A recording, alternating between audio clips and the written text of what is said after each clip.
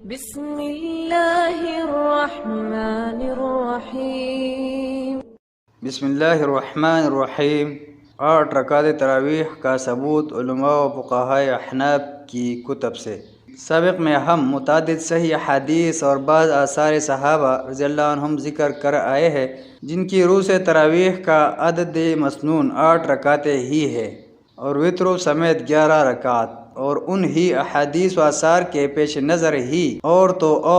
خود ہمارے علماء احناف نے بھی اعتراف کیا ہے کہ تراویح کا عدد مسنون 11 مع وتر ہی ہے۔ نمبر 1، علامہ عینی حنفی نے عمدۃ القاری میں نبی اکرم صلی اللہ علیہ وسلم کے باجماعت نماز تراویح پڑھانے سے تعلق رکھنے والی احادیث کی شرح میں لکھا ہے، ترجمہ ہے: اگر آپ کہیں کہ ان روایات میں اس بات کی وضاحت تو نہیں آئی کہ ان راتوں میں نبی صلی اللہ علیہ وسلم نے باجماعت نماز تراویح کی کتنے رکعتیں پڑھائی تھی، تو میں کہوں گا کہ صحیح ابن خزیمہ اور ابن حبان میں حضرت جابر رضی اللہ عنہ سے مروی ہے کہ نبی صلی اللہ علیہ وسلم نے ہمیں رمضان میں 8 رکعتیں پڑھائے اور پھر وتر پڑھے۔ یہی حدیث علامہ ضلعی حنفی نے نسب الرایہ میں نقل کی ہے، اور 20 رکعتوں والی حدیث کو ضعیف قرار دینے کے ساتھ ساتھ ہی انہوں نے حضرت عائشہ رضی اللہ عنہا والی حدیث بھی ذکر کی ہے جس میں سال بھر کی صلاۃ اللیل 11 رکعتیں ذکر ہوئی ہے۔ نمبر 2، امام ابو حنیفہ رحمہ اللہ کے شاگرد خاص امام محمد نے اپنی کتاب موطا میں ام المؤمنین حضرت عائشہ رضی اللہ عنہا سے مروی 11 رکعتوں والی مذکورہ اصدر حدیث نقل کرنے کے بعد لکھا ہے: لہذا نأخذ کلہ، ہم اسی سب کو لیتے ہیں۔ امام محمد نے 11 رکعتوں والی حدیث پر یہ باب قائم کیا ہے۔ باب قیام شہر رمضان، ماہ رمضان میں قیام اللیل تراویح کا بیان۔ مولانا عبدالحی نے امام محمد کی اس تبویب پر لکھا ہے: تراویح کو ہی قیام رمضان بھی کہا جاتا ہے۔ یہی بات نصب الرایہ جلد 2 صفحہ 152، شرح مسلم جلد 1 صفحہ 259، تنویر الحوالق جلد 1 صفحہ 135 اور التعلیق الصبیح جلد 2 صفحہ 104 میں بھی کہی گئی ہے۔ اور یہاں یہ بات بھی ذہن میں رہے کہ امام محمد کا یہ کہنا کہ ہم اسی سب کو لیتے ہیں اور 20 رکعتوں کا ذکر تک بھی نہیں کیا، اس سے یہ بات بھی مترشح ہوتی ہے کہ امام ابو حنیفہ رحمہ اللہ کا مسلک بھی یہی ہے، کیونکہ امام صاحب سے 20 رکعت تراویح صحیح سند سے قطعاً ثابت نہیں ہے۔ امام ابن الحمام نے فتح القدیر شرح ہدایہ میں عدد تراویح سے تعلق رکھنے والی حدیث کو ذکر کرنے کے بعد لکھا ہے، ترجمہ ہے: اس ساری تفصیل سے معلوم ہو گیا کہ قیام رمضان کی مسنون تعداد 11 رکعتیں مع الوتر ہے باجماعت۔ نبی اکرم صلی اللہ علیہ وسلم نے ایسا ہی کیا۔ مولانا عبدالحی لکھنوی موطا امام مالک محمد کے حاشیہ التعلیق الممجدہ اور دیگر کتب میں لکھتے ہیں کہ ابن حبان نے اپنی صحیح میں حضرت جابر رضی اللہ عنہ سے روایت بیان کی ہے کہ نبی اکرم صلی اللہ علیہ وسلم نے صحابہ رضی اللہ عنہ کو وتروں کے سوا 8 رکعتیں پڑھائی تھی۔ یہ حدیث بالکل صحیح ہے۔ اپنی کتاب تحفۃ الاخیار میں انہوں نے لکھا ہے کہ ان سے پوچھا گیا کہ جن راتوں میں نبی صلی اللہ علیہ وسلم نے جماعت کروائی تھی تو آپ صلی اللہ علیہ وسلم نے کتنی رکعتیں پڑھائی تھی؟ اس کا جواب یہ ہے کہ ان کی تعداد 8 رکعتیں تھی، جیسا کہ حضرت جابر رضی اللہ عنہ کی حدیث سے پتہ چلتا ہے۔ اپنی ایک تیسری کتاب عمدۃ الرعایہ میں بھی رکعتوں کی تعداد 8 اور 3 وتر ذکر کی ہے، اور ابن حبان کی حدیث سے جابر رضی اللہ عنہ کا حوالہ دیا ہے۔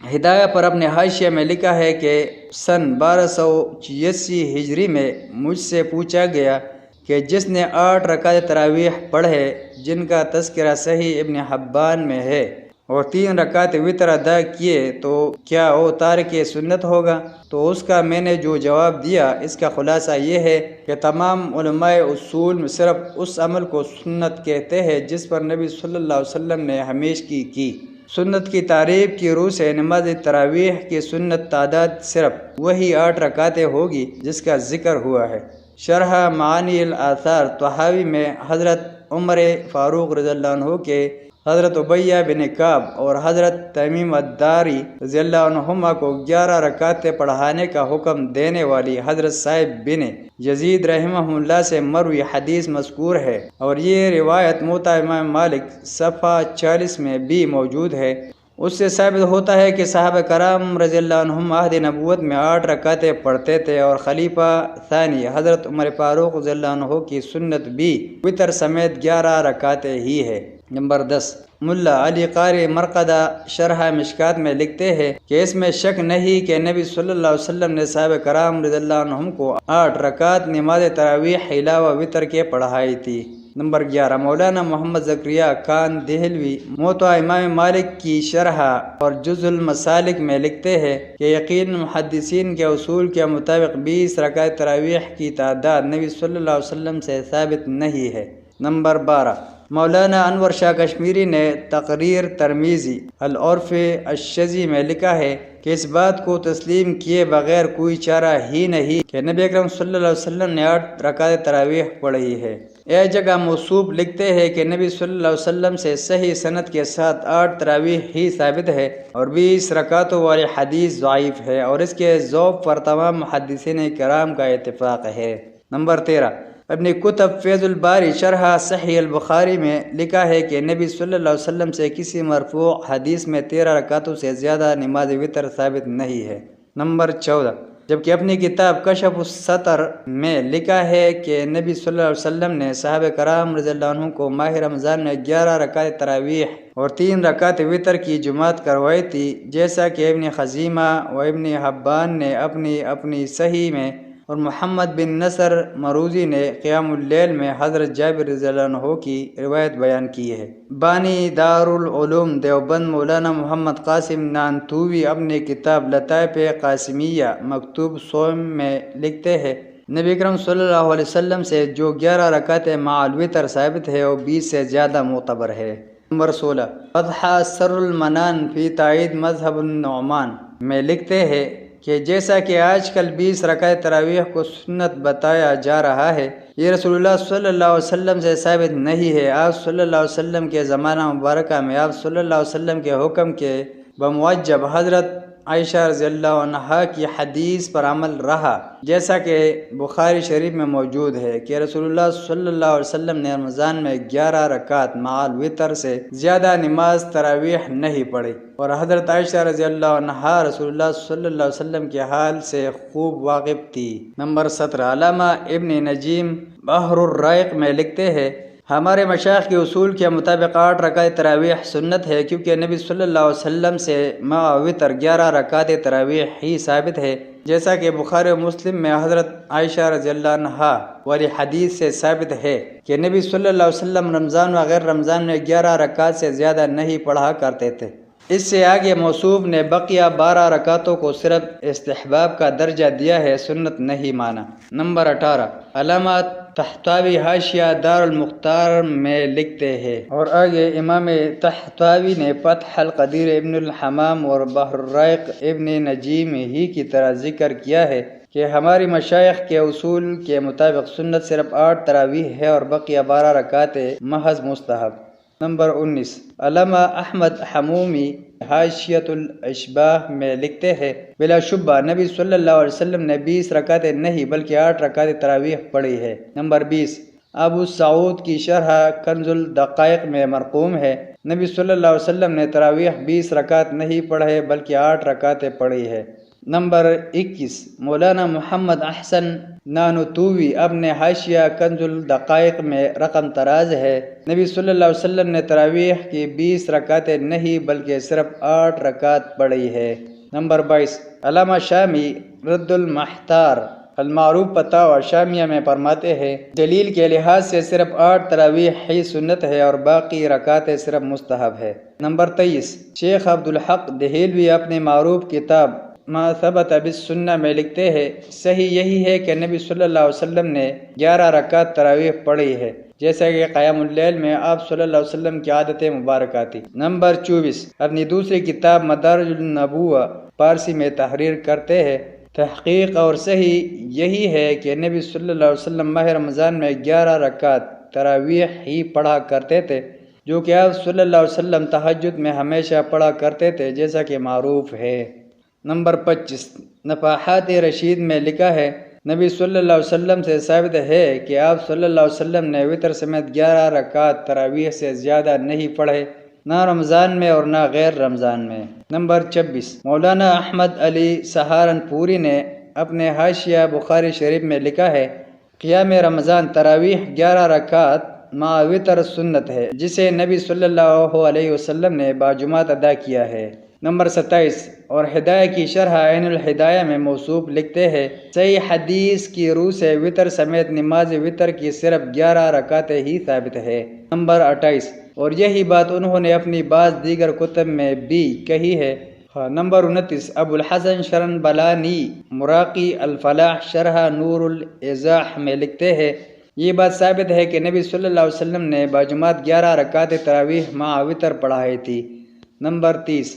اور اپنی فتاوی شرنبلانی میں وہ لکھتے ہیں، نبی صلی اللہ علیہ وسلم نے صرف 11 رکعتیں مع وتر باجماعت پڑھائی ہے اور 20 رکعتوں والی روایت ضعیف ہے۔ نمبر 31 شاہ ولی اللہ محدث دہلوی نے موطا کی فارسی شرح مصفہ میں لکھا ہے، رسول اللہ صلی اللہ علیہ وسلم کے عمل سے تراویح کی 11 رکعتیں ایک ثابت شدہ حقیقت ہے۔ ان کتب میں علماء و فقہائے احناف میں سے علامہ طحاوی و نانوتوی نے 20 رکعتوں کے سنت نبی صلی اللہ علیہ وسلم ہونے کی تردید کی ہے۔ علامہ انور شاہ کشمیری نے تقریر ترمیزی العرف الشذی میں 20 رکعتوں والی روایت کے ضعیف ہونے پر اہل علم کا اجماع نقل کیا ہے۔ علامہ ابن الحمام نے فتح القدیر شرح ہدایہ میں، علامہ انور شاہ کشمیری نے فیض الباری شرح بخاری میں، احمد بن نجیم نے بحر الرائق میں، طحطاوی نے حاشیہ دار المختار میں اور مولانا عبدالحی نے حاشیہ ہدایہ میں صرف 8 رکعت تراویح کو ہی سنت رسول صلی اللہ علیہ وسلم لکھا ہے اور باقی 12 رکعتوں کو مستحب۔ 8 اور 20 کے اختلاف سے نکلنے کا راستہ۔ نماز تراویح کی رکعتیں 8 سے لے کر 49 تک مختلف ادوار میں پڑھی گئی ہے، لیکن ان میں سے 2 عدد ہی زیادہ مشہور اور معمول بہ ہے جو کہ 8 اور 20 ہے، اور 8 اور 20 کے اختلاف سے نکلنے کے لیے اگرچہ علامہ البانی رحمہ اللہ نے تو لکھا ہے کہ نبی اکرم صلی اللہ علیہ وسلم کا وتر سمیت 11 رکعتوں پر اکتفا کرنا اس بات کی دلیل ہے کہ اس سے زیادہ رکعتیں جائز ہی نہیں ہے، لیکن اکثر اہل علم نے اس کا یہ حل بھی پیش کیا ہے کہ تراویح کی اصل اور مسنون رکعتیں تو صرف 8 اور وتر سمیت 11 ہی مانی جائے، کیونکہ صحیح حدیث و آثار صحابہ رضی اللہ عنہم میں یہی وارد ہے۔ لیکن چونکہ لوگ رمضان کی مبارک رات یا رات کا اکثر حصہ عبادت میں گزارنا چاہتے تھے اور صرف 8 رکعتوں میں اتنا وقت گزارنا ہو تو اتنی دیر کھڑے رہنا پڑے گا کہ ہر کس و ناقص کی برداشت سے باہر ہوگا، اس لیے مختلف ادوار میں لوگوں نے اوسط درجہ کی تلاوت کے ساتھ 8 رکعت تراویح پڑھ کر رات کے باقی حصے میں مطلق نفل کی حیثیت سے مزید کچھ رکعتیں پڑھنی شروع کر دی، اور چونکہ نفلوں کے لیے کوئی حد اور تعین نہیں بلکہ جو جتنی رکعتیں چاہے پڑھ سکتا ہے، اس لیے 8 رکعتوں پر جو اضافہ ہوا اس میں مختلف لوگوں کا معمول مختلف رہا ہے، یعنی کسی نے 16، کسی نے 20، کسی نے 24، کسی نے 28، کسی نے 34،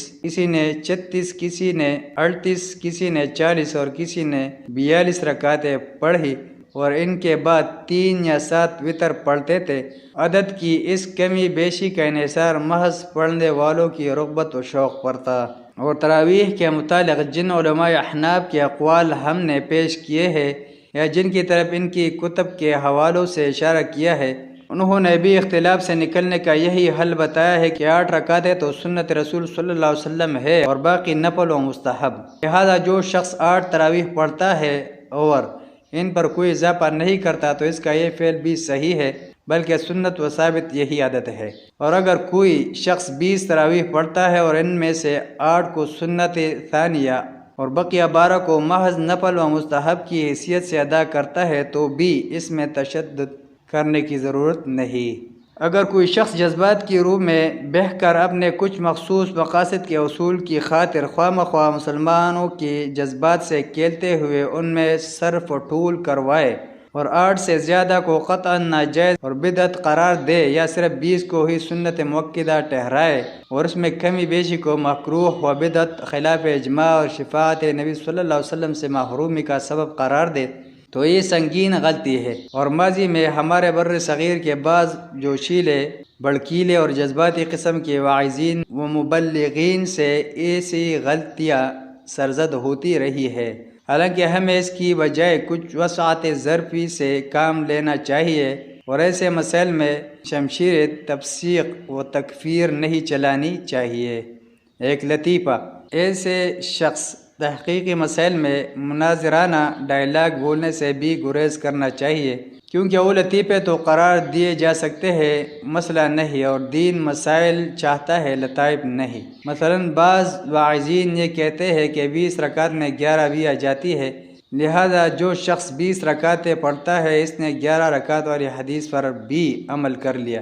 بریلوی جمعیت علماء پاکستان کے ایک سابق سربراہ صاحبزادہ پیر فیض الحسن صاحب آلو محار سیالکوٹ پاکستان کے بارے میں معروف ہے کہ وہ تو کہا کرتے تھے کہ ہم 20 پڑھتے ہیں اور یہ حدیث 8 پڑھتے ہیں۔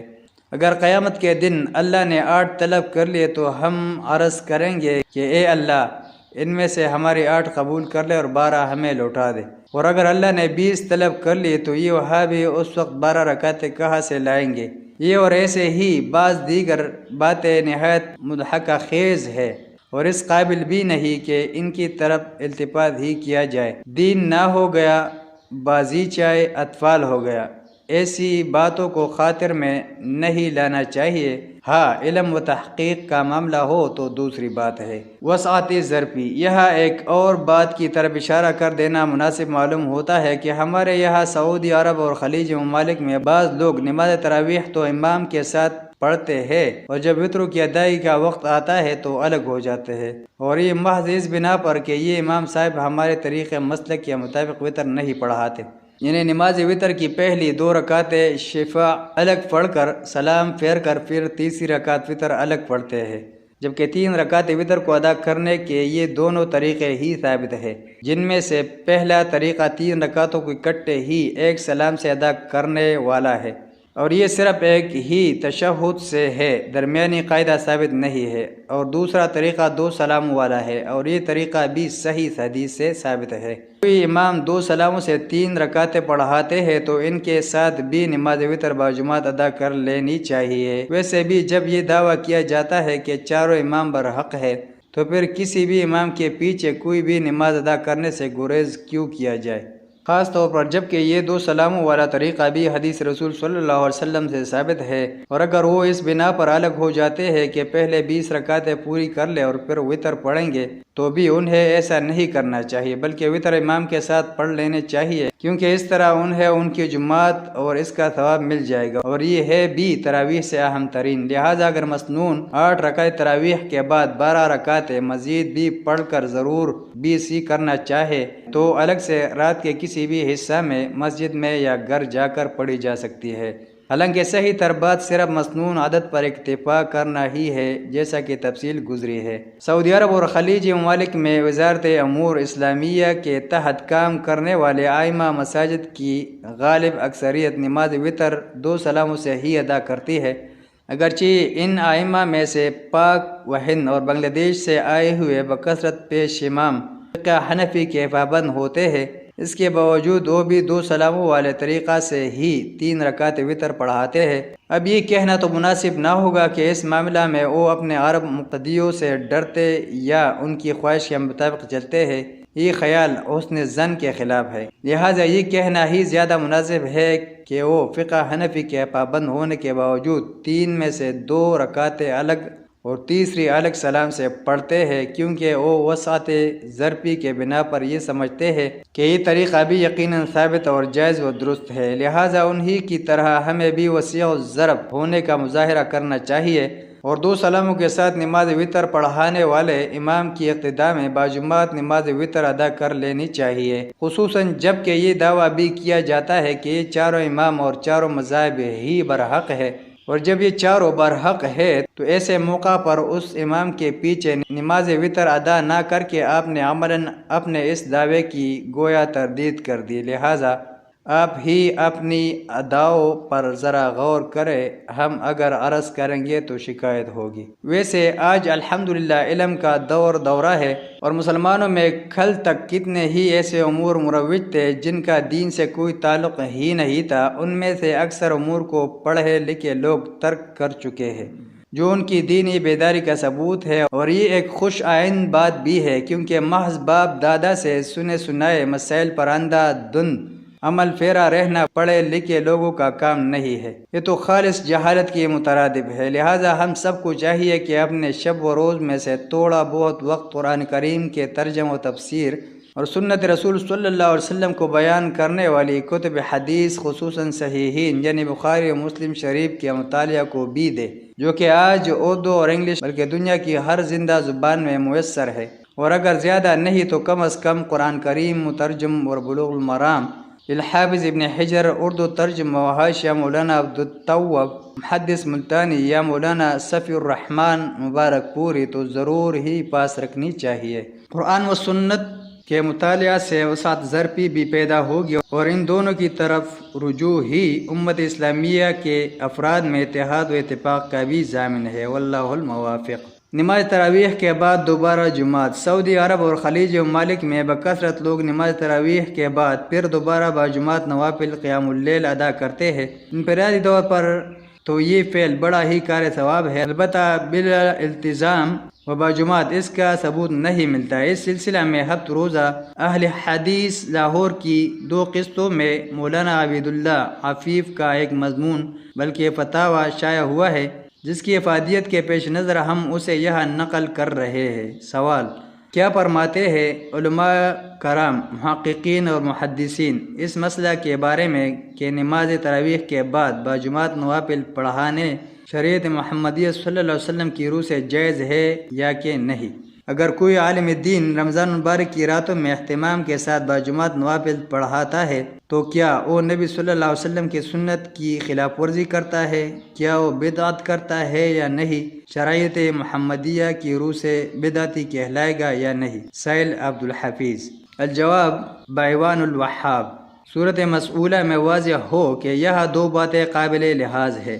اول یہ کہ نفل باجماعت ادا کرنا، دوسرے یہ کہ نفل نماز کی جماعت کا اہتمام اور اس پر دوام اور اصرار، یعنی خاص وقت یا معین مہینہ میں اس کا خصوصی اہتمام اور اس پر دوام و اصرار۔ جہاں تک پہلی بات کا تعلق ہے تو یہ بلا شبہ رسول اللہ صلی اللہ علیہ وسلم سے ثابت ہے، جیسا کہ صحیح بخاری میں حضرت عبداللہ بن عباس رضی اللہ عنہما سے مروی ہے۔ وہ فرماتے ہیں کہ میں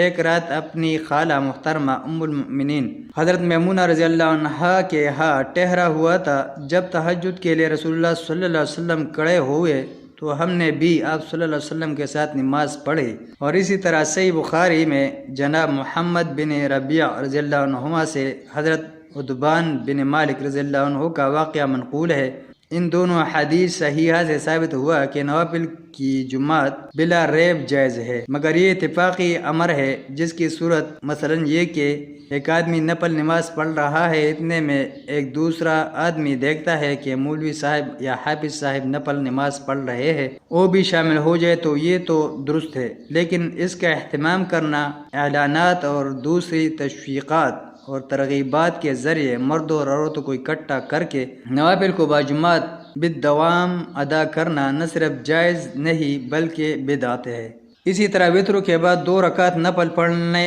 بھی ثابت ہے۔ صحیح مسلم کے نامور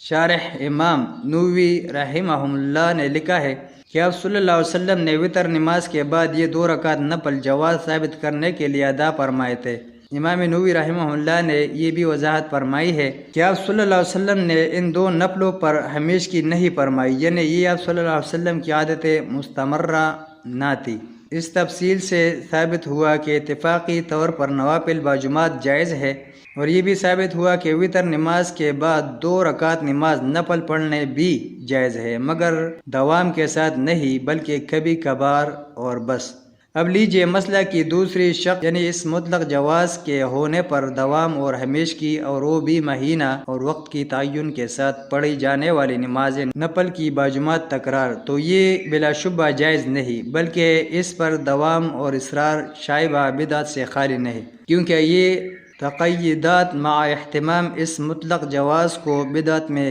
بدل دیتے ہیں، جیسا کہ نماز چاشت بلا ریب صحیح احادیث سے ثابت ہے۔ حضرت عائشہ صدیقہ اور حضرت ام ہانی رضی اللہ عنہما سے یہ نماز مروی ہے، اور نبی کریم صلی اللہ علیہ وسلم نے حضرت ابو ہریرہ رضی اللہ عنہ کو اس کی پابندی کی وصیت بھی فرمائی تھی، مگر اس وصیت کے باوجود حضرت عبداللہ بن عمر رضی اللہ عنہما نماز چاشت کو بدعت قرار دیتے ہیں۔ چنانچہ صحیح بخاری میں ہے، حضرت مجاہد تابعی اظہار ہے کہ میں اور عروہ بن زبیر دونوں مسجد میں داخل ہوئے۔ مجاہد کہتے ہیں کہ جب ہم مسجد نبی صلی اللہ علیہ وسلم میں داخل ہوئے تو جناب عبداللہ بن عمر رضی اللہ عنہما حضرت عائشہ صدیقہ رضی اللہ عنہا کے حجرہ کے پاس تشریف فرماتے، اور اس وقت کچھ لوگ مسجد میں نماز چاشت پڑھ رہے تھے۔ ہم نے حضرت عبداللہ رضی اللہ عنہ سے ان کی اس نماز کے بارے میں دریافت کیا تو انہوں نے فرمایا کہ یہ بدعت ہے، جبکہ یہ نماز متعدد اسانید صحیحہ قویہ سے مروی ہے، جیسا کہ بخاری شریف کے حوالہ سے آپ پڑھ چکے ہیں۔ بائے ہم حضرت عبداللہ رضی اللہ عنہ نے اس کو بدعت کیوں کہا ہے؟ بدعت اس لیے کہا ہے کہ نبی صلی اللہ علیہ وسلم کے عہد سعادت معاہد میں اس نماز کو باجماعت ادا کرنے کا دستور نہ تھا، جبکہ وہ لوگ اس کو باجماعت ادا کر رہے تھے۔ چنانچہ امام نووی رحمہ اللہ لکھتے ہیں، ترجمہ ہے، حضرت عبداللہ بن عمر رضی اللہ عنہما کی مراد یہ تھی کہ نماز چاشت کو مسجد میں ظاہر کر کے پڑھنا اور اس کے لیے جماعت اور اجتماع کا اہتمام کرنا بدعت ہے، نہ یہ کہ نماز چاشت ہی سرے سے بدعت ہے۔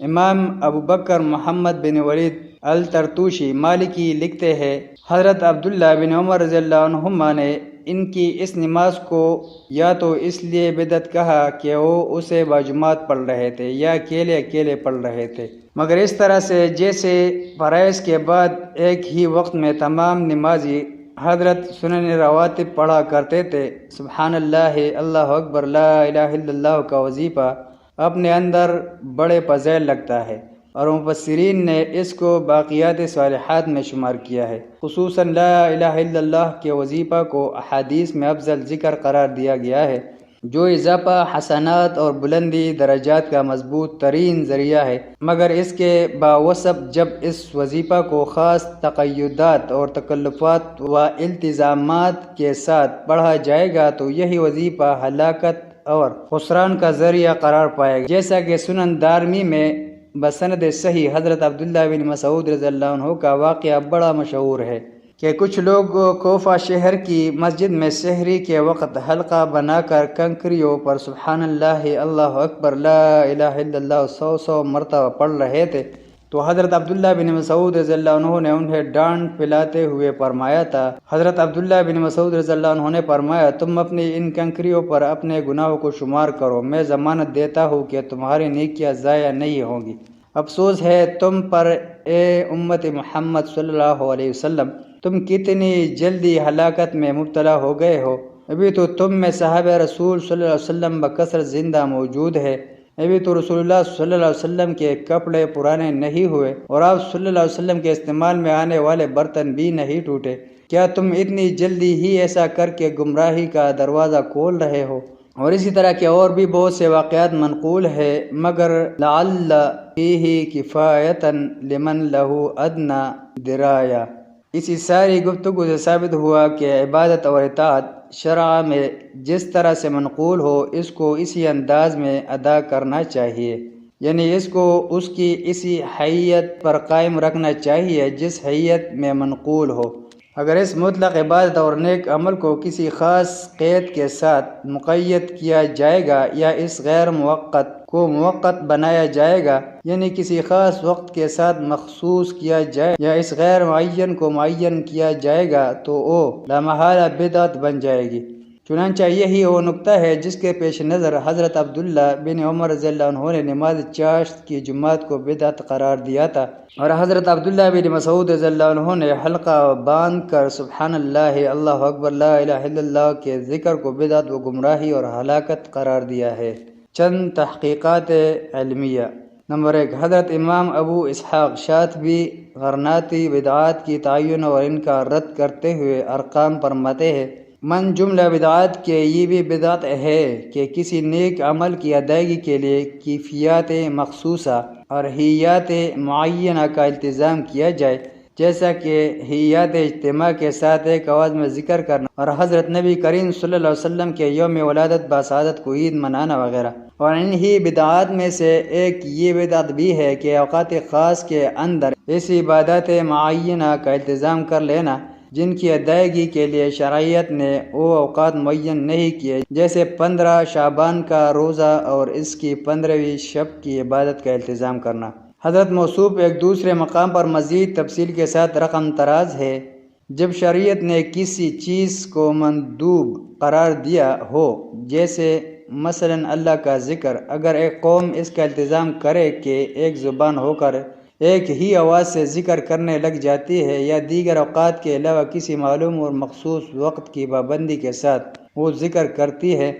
تو شریعت کی ترغیب اس معین تخصیص اور التزام پر ہرگز دلیل نہ ہوگی، بلکہ شریعت اس کے خلاف ہوگی، کیونکہ جو امور شرعاً لازم نہیں ان کا التزام کرنا دراصل شریعت سازی کا حکم رکھتا ہے، جبکہ شریعت سازی کا حق غیر نبی کو قطعاً حاصل نہیں، بالخصوص جبکہ ان غیر لازم امور کا التزام مساجد کے نامی گرامی ائمہ کرام اپنی مساجد میں شروع کر دے تو لامحالہ وہ غیر ثابت امور و عوام الناس میں کم از کم سنت کا درجہ ضرور حاصل کر لیں گے، لہذا اس جہت سے یہ امور بلا شبہ بدعت قرار پاتے ہیں۔ امام ممدوح ایک تیسرے مقام پر لکھتے ہیں، جب کوئی نفل نماز سنن رواتب سنن مؤکدہ کے التزام کے ساتھ ہمیشہ کے لیے یا محدود اوقات میں ان مساجد اور مقامات میں باجماعت پڑھی جائے گی جہاں فرائض اور سنن رواتب ادا کی جاتی ہو، تو یہ نماز بدعت ہوگی، کیونکہ ایسی نماز نہ تو رسول اللہ صلی اللہ علیہ وسلم سے مروی ہے، نہ صحابہ کرام رضی اللہ عنہم اور تابعین اعظام رحمہم اللہ سے منقول ہے، اور مطلق عبادات میں اپنی طرف سے قیود لگانا دراصل از خود شریعت میں تصرف کرنے کے مترادف ہے۔ یہ حکم تو اس صورت میں ہے جبکہ اس خاص نماز کے خلاف شرعی دلیل موجود نہ ہو، لیکن یہاں تو اس طرح کے از خود تیار کردہ نماز کے خلاف شرعی دلیل بھی موجود ہے کہ رسول اللہ صلی اللہ علیہ وسلم نے نوافل کو چھپا کر پڑھنے کا حکم دے رکھا ہے، لہذا اس صورت میں یہ نماز بالاولیٰ بدعت قرار پاتی ہے۔ نمبر 2، امام ابن دقیق العید رحمہ اللہ تصریح فرماتے ہیں، یعنی کسی عمل کو کسی خاص وقت یا خاص حالت اور حیت کی پابند کے ساتھ کرنا یا کسی بھی مخصوص فعل کی ادائیگی ایسی شرعی دلیل کے محتاج ہے جو علی الخصوص اس کے استحباب پر دلالت کرتی ہو، ورنہ وہ عمل شرعاً جائز نہ ہوگا بلکہ بدعت ہوگا، اور یہی حکم اقرب الی الصواب ہے۔ امام موصوف روافض کی عید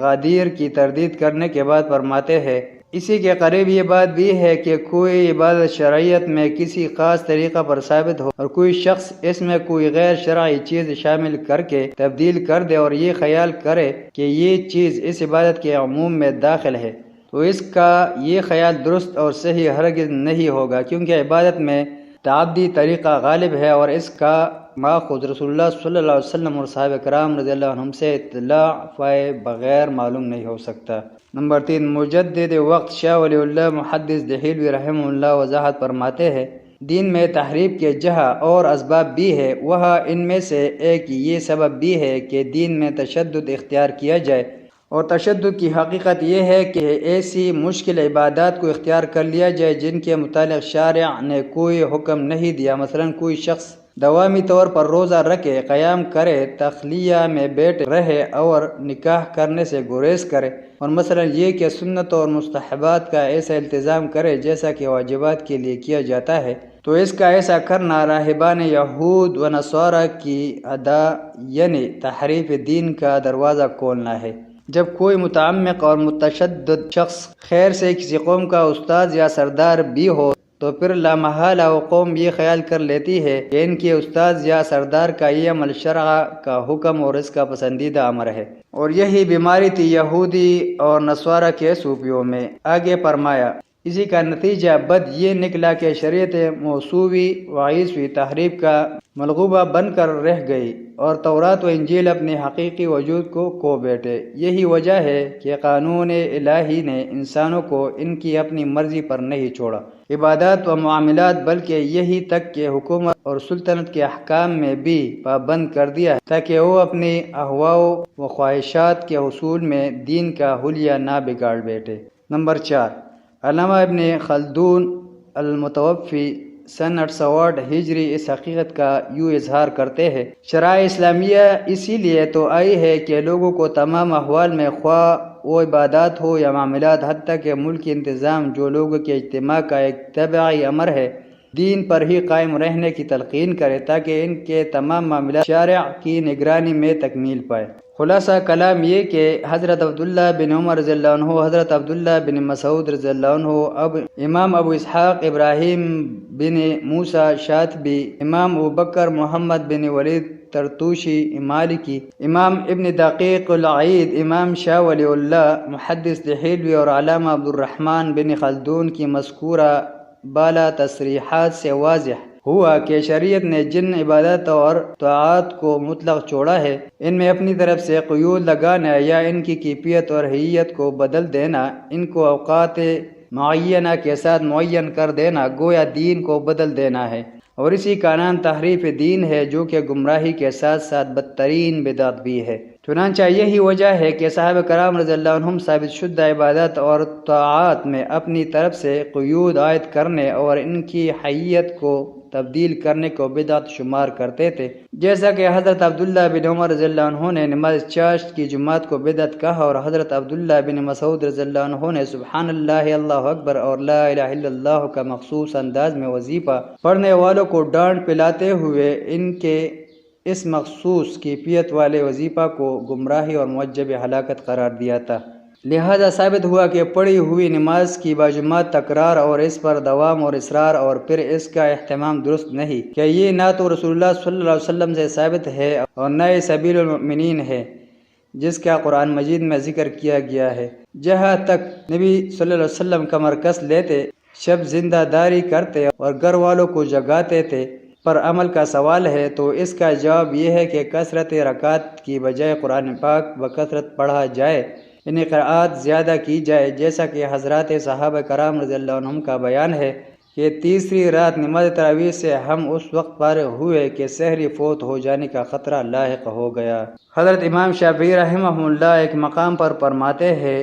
ترجمہ ہے، اگر لوگ رکعت کم پڑھے اور قرات لمبی کرے تو یہ اچھا ہے، اور اگر رکعت بڑھا لے اور قرات کم کر لے تو یہ بھی ٹھیک ہے، لیکن پہلی صورت یعنی رکعت کم اور قرآن زیادہ پڑھا جائے تو یہ صورت مجھے زیادہ محبوب ہے۔ فیصلہ، مذکورہ بالا تصریحات کی روشنی میں مولانا صاحب کا نماز تراویح کے بعد دوبارہ نوافل کی جماعت کرنا، اس کا اہتمام کرنا، اس کے لیے لوگوں کو تیار کرنا اور اس پر اصرار کرنا سراسر خلافت سنت ہے اور سبیل المؤمنین کے خلاف ہے، کہ رسول اللہ صلی اللہ علیہ وسلم، صحابہ کرام رضی اللہ عنہم، تابعین، تبع تابعین، فقہاء، محدثین اور دوسرے ائمہ دین رحمہم اللہ سے ایسا تکلف اور اہتمام ہرگز ثابت نہیں۔ ان صاحب کا یہ عمل بدعت ہے اور انہیں اس سے باز آ جانا چاہیے۔ ھذا من عندی واللہ تعالی اعلم بالصواب۔ مولانا عبید اللہ صاحب حفیظ کا یہ فتویٰ بڑے گران قدر علمی و اصولی مباحث پر مشتمل ہے اور نماز تراویح کی دوبارہ جماعت کرانے والوں کے لیے اس میں بصائر و عبر کا بحر بے کرا کوزے میں بند ہے۔ واللہ الموافق۔